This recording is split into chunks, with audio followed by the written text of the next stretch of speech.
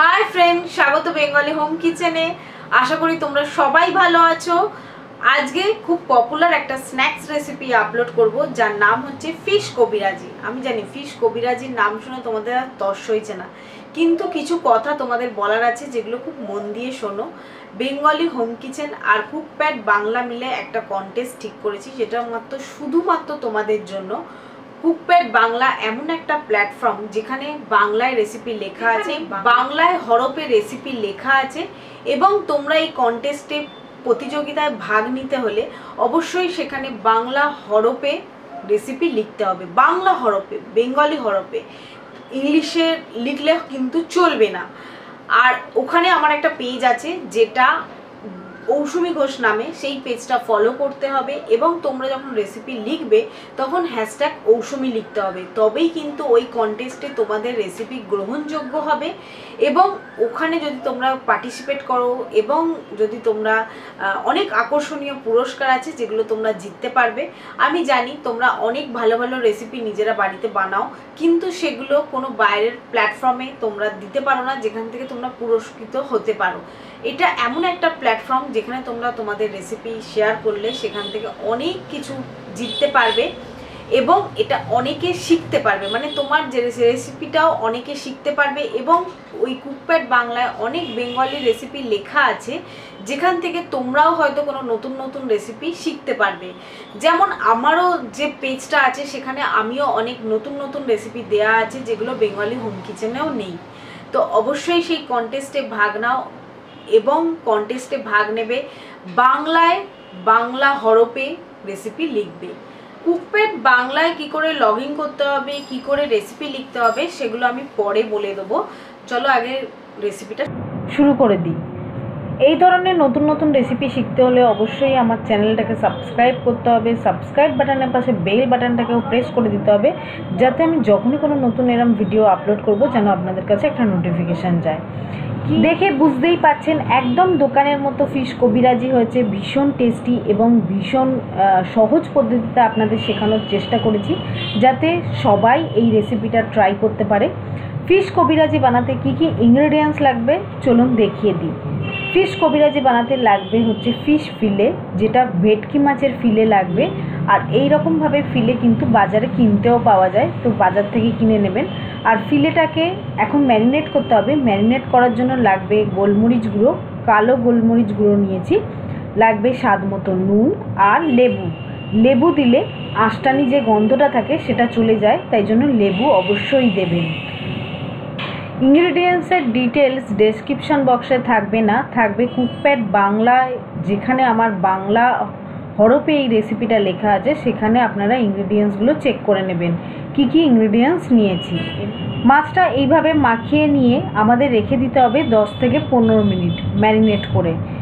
Room টেম্পারেচারে রাখলেই হবে, ফ্রিজে রাখার দরকার নেই। তবে এটা বেশিক্ষণ ম্যারিনেট করে রাখবেন না, 10 থেকে 15 মিনিটই ম্যারিনেট করে রাখবেন। এবার একটা চাটনি বানিয়ে নিতে হবে। চাটনি বানানোর জন্য আমি এখানে নিয়েছি পুদিনা পাতা, ধনে পাতা, লাগবে আদা, কাঁচা লঙ্কা, কাঁচা লঙ্কাটা অবশ্যই আপনাদের টেস্ট অনুযায়ী কমাতে বাড়াতে পারেন, আর লাগবে রসুন, আর এতে একটু লেবুর রসও দিতে পারেন। চাটনিটা কিন্তু আমার বানানো হয়ে গেছে। এবার একটা বাটি নিয়ে নিয়েছি, বাটির মধ্যে আমি দিয়ে দিলাম ওই পুদিনা পাতার চাটনিটা। এবার এর মধ্যে একটা ডিম ফাটিয়ে দেবো। আমি যে পরিমাণ বানাচ্ছি সেই পরিমাণে আমার একটা ডিমেই হয়ে যাচ্ছে। আপনারা যদি আরও বেশি পরিমাণ বানান তাহলে কিন্তু আরও ডিম লাগবে, আর সেই অনুযায়ী পরিমাণটা বাড়াতে কমাতে হবে। ডিমটা খুব ভালো করে এই চাটনিটার সাথে ফেটিয়ে নিতে হবে। আমি কিন্তু চাটনিটা করার সময় তার মধ্যে স্বাদ মতো নুন দিয়েছিলাম, তাই জন্য এখানে আর এক্সট্রা করে নুন দিলাম না। আর মাছে তো নুন মাখানোই আছে। এইভাবে মাছটা এবার এর মধ্যে দিয়ে আমাদের ম্যারিনেট করে রাখতে হবে 10 থেকে 15 মিনিট। রুম টেম্পারেচারে রাখলেই হবে, ফ্রিজে রাখার দরকার নেই। জাস্ট একটা চাপা দিয়ে রুম টেম্পারেচারে রেখে দিতে হবে। আমি এখানে মোটামুটি 7 থেকে 8টা করব, তো সেই পরিমাণ অনুযায়ী কিন্তু আমি এটা নিয়েছি। এবার আমি এটা 10 থেকে 15 মিনিট এইভাবে রেখে দেবো। 10 থেকে 15 মিনিট বাদে আমি ফিরে আসছি।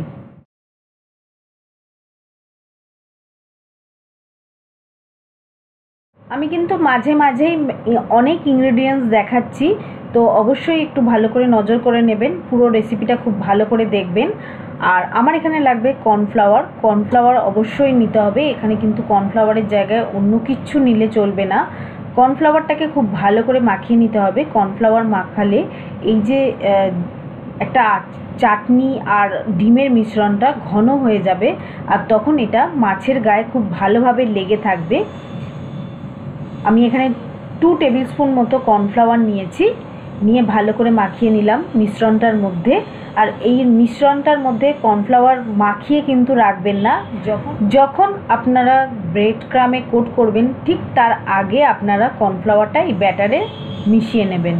ভালো করে মিশিয়ে নেওয়ার পর তারপর একটা একটা মাছ তুলে এইভাবে ব্রেড ক্রামে মাখিয়ে নিতে হবে, কোট করে নিতে হবে। একবার মানে সিঙ্গেল কোটও করতে পারেন, আপনারা ডবল কোটও করতে পারেন, তবে ডবল কোট করলেই ভালো। তবে অনেকে ডবল কোট পছন্দ করে না, তারা সিঙ্গেল কোটও করতে পারেন। আমি ডবল কোট করেই করেছি।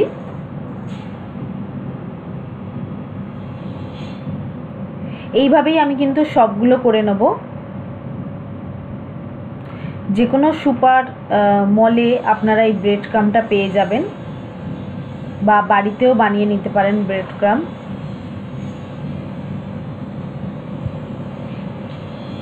এইভাবেই আমি সবগুলো বানিয়ে নেব।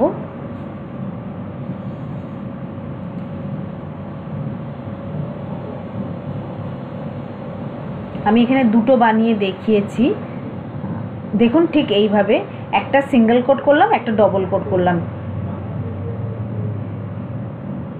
খুব ভালো করে কিন্তু ব্রেড ক্রামগুলো মাছের গায়ে লাগিয়ে দিতে হবে, নাহলে কিন্তু তেলে দেওয়ার পরই সব ব্রেড ক্রামগুলো তেলের মধ্যে চলে যাবে।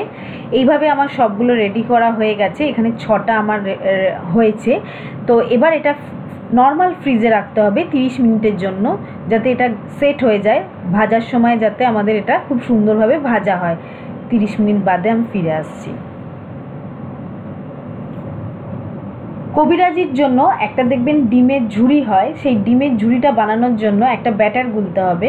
ব্যাটারের জন্য আমি এখানে 2টো ডিম নিয়েছি। আমি 6টা কবিরাজি বানাবো, তার জন্য আমার 2টো ডিম লাগবে। স্বাদ মতো নুন দিয়েছি, আর দিয়ে দিয়েছি 1 টেবিল স্পুন মতো কর্নফ্লাওয়ার। আর এখানে কিন্তু কর্নফ্লাওয়ারই নিতে হবে। কর্নফ্লাওয়ার দেওয়ার পর ভালো করে ব্যাটারটা গুলে নিতে হবে, যাতে মিশ্রণটা খুব ভালোভাবে মিশে যায়।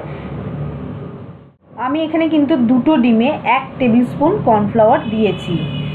কুকপ্যাড বাংলা আর বেঙ্গলি হোম কিচেন মিলে যে কন্টেস্টটা করছি, সেই কন্টেস্টটার টাইম লিমিট হচ্ছে 28শে মার্চ থেকে 28শে এপ্রিল অবধি।